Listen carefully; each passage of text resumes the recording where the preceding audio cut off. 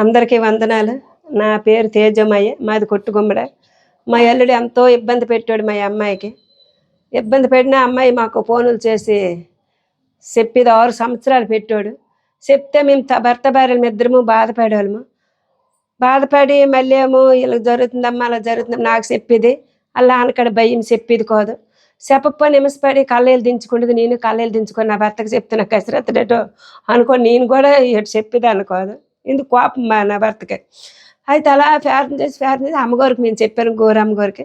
అమ్మగారు ఇలాగుంది పరిస్థితి అని చెప్తే సరే ప్రార్థన చేద్దాము. సరే ఈ అమ్మాయికి ఇబ్బంది పెట్టింది కదా, మీ అమ్మాయి దగ్గరికి వెళ్ళినప్పుడు కూడా బాప మామి వచ్చేవాళ్ళు అనేవాడు కాదు. చూసి వెనకెట్టేసాడు. కానీ ఏం కళ్యాణి మీ అమ్మ మీ నాన్న వచ్చేలే అనేవాడు కాదు. అనకపోయిన అమ్మాయి బాధపడేది. బాధపడిన తర్వాత మేము వెళ్ళేటప్పుడు అల్లుడు కాబట్టి మేము చెప్పేసి వచ్చేవాళ్ళము.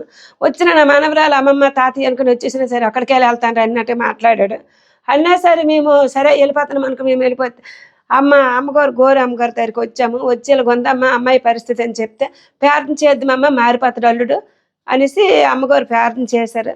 చేసిన తర్వాత ఇప్పుడు వారం రోజులకి రిలీఫ్ అయ్యి అత్తయ్య మామయ్య నోటారు మాకు పిలుస్తాడు. ఎంత బంగారం కొందమని అడిగాడు అమ్మాయికి. మాకు ఎంతో సంతోషంగా ఉందమ్మా అమ్మగారు చెప్పాను. సరే అమ్మగారు కూడా ప్రార్థన చేశారు. గ్లోరీ అమ్మగారు ప్రార్థన చేసి పరిస్థితి అంతా మారిపోయింది. అమ్మాయిని బాగా చూసుకుంటాడు. మాకు కూడా నోటారు పిలుస్తాడు ఇప్పుడు మా అల్లుడు గారు. అది దేవుడికి స్తోత్రం.